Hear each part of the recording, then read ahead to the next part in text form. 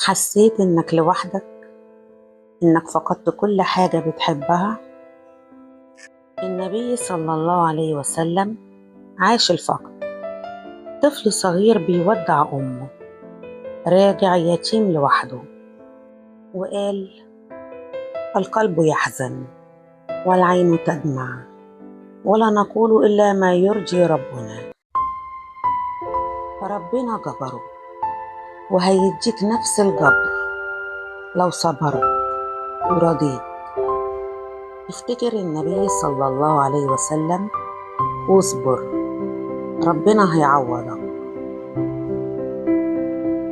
تابعنا على نور من مكة علشان قلبك يمتلئ بنور النبي صلى الله عليه وسلم.